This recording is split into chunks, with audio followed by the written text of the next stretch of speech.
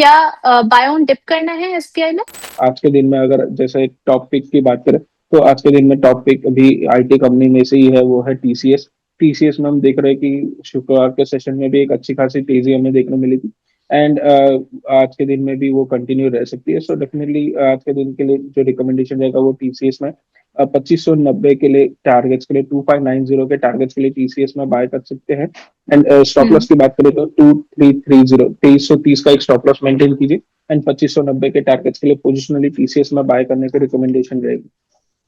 चलिए ठीक है, यहाँ पर आईटी के बारे में व्यू भी समझ लिया है ओवरऑल कैसा बन रहा है, और यहाँ पर एक टॉपिक भी टीसीएस की निकल करके आई है जहां पर आपको जो है 2590 के टारगेट्स के लिए लॉन्ग करने की सलाह दी गई है। अभी चल रहा है करीब करीब 2458 के आसपास। यहाँ पर 0.23% की बढ़त हमें देखने को मिल रही है। स्टॉप लॉस आपको लगाना है 2330 का, 2330 का स्टॉप लॉस मेंटेन करना है टीसीएस में। चलिए बैंकिंग स्पेस की बात करें तो पीएसयू ने लास्ट के सेशन में काफी अच्छा परफॉर्म किया है। एसबीआई काफी अच्छे मूव्स दिखाता हुआ नजर आया, नतीजे भी निकल करके आए थे लास्ट ट्रेडिंग सेशन पर ही। अब आपकी राय यहाँ पर क्या रहेगी? कुछ हल्की यहाँ पर प्रॉफिट बुकिंग तो आज के सेशन में देखने को मिल रही है। क्या बाय ऑन डिप करना है एसबीआई में?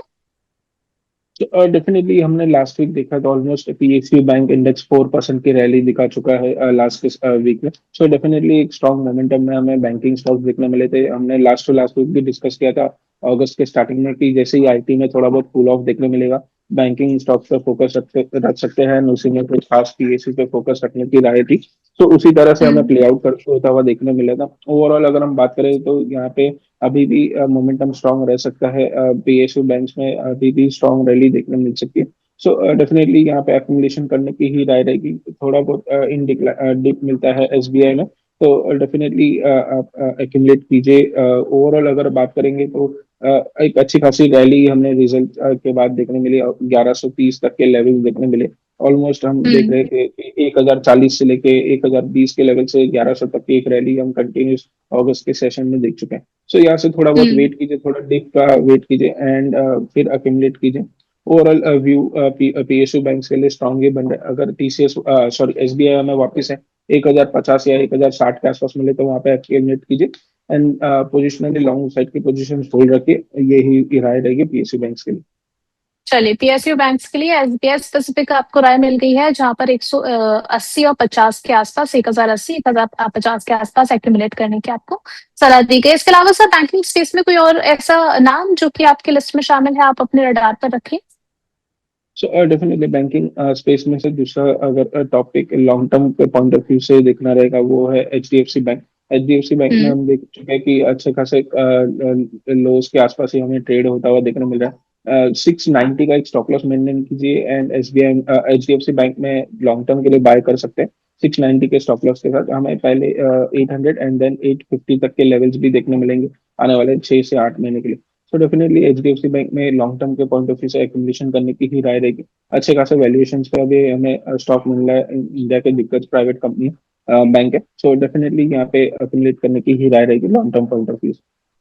चलिए एचडीएफसी बैंक पर लॉन्ग करने की सलाह दी गई है 735 के भाव पर। आज जो कामकाज करता हुआ नजर आ रहा है अर्ली ट्रेड में आधे परसेंट की बढ़त के साथ में 690 का स्टॉप लॉस यहाँ पर आपको लगाने की सलाह दी गई है, और 800 से लेकर 850 तक के लेवल एचडीएफसी दिखाने का दमखम यहाँ से रखता हुआ निश्चित सर को नजर आ रहा है।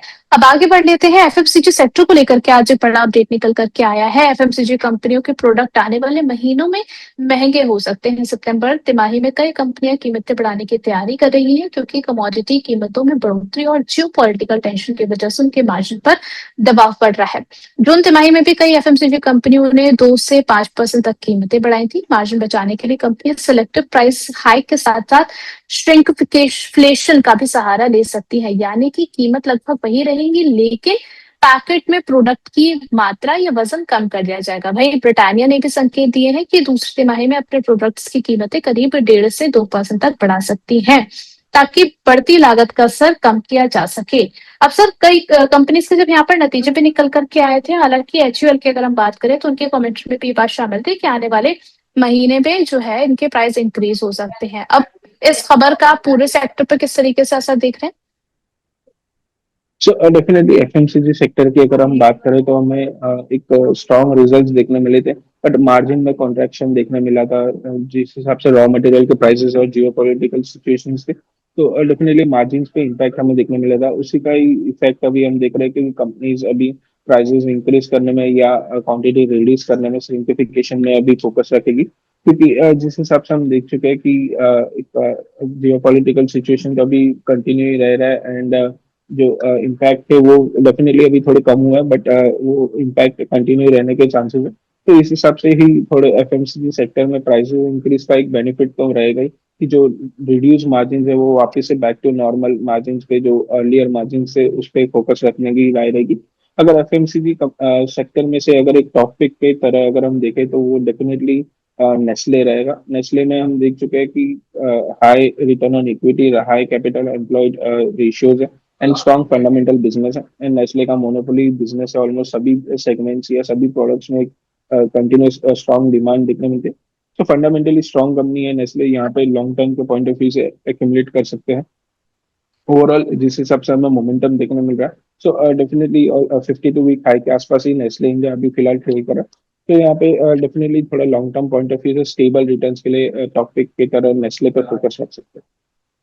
ठीक है, क्या टारगेट्स रखेंगे सर? नेस्ले में अभी चल रहा है अपने 52 वीक हाई के आसपास ही चलता हुआ नजर आ रहा है, कुछ गिरावट है लेकिन उसके बावजूद भी एक अच्छे लेवल्स पर है। किन लेवल्स पर बाय किया जाए सर, और क्या टारगेट्स कंसीडर करें?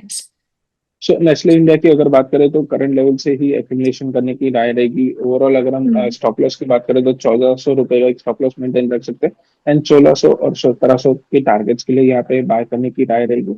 और डेफिनेटली यहाँ पे थोड़ा लॉन्ग टर्म का पॉइंट ऑफ व्यू रखना पड़ेगा, 6 से 8 महीने का व्यू रख सकते हैं 1700 के टारगेट्स के लिए, एंड 1400 का एक स्टॉप लॉस मेंटेन रखना रहेगा नेस्ले में। चलिए ठीक है, तो करंट लेवल से भी एक्यूमुलेट करने की सलाह दी गई है। स्टॉप लॉस आपको मेंटेन करना है 1400 रुपए का, और 1600 से लेकर के 1700 तक के टारगेट्स यहाँ से आने वाले 6 से 8 महीने में नेस्ले आपको दिखा सकता है। अभी भी अच्छे ट्रेंड में नजर आ रहा है। इसके अलावा सर एचयूएल का चार्ट और देख लीजिए, इस पर भी आपकी राय लेना चाहेंगे हम। लास्ट के जिस तरीके के सेशन पे इसमें एक एक्शन हमें देखने को मिला था, अब आगे की राय आपकी?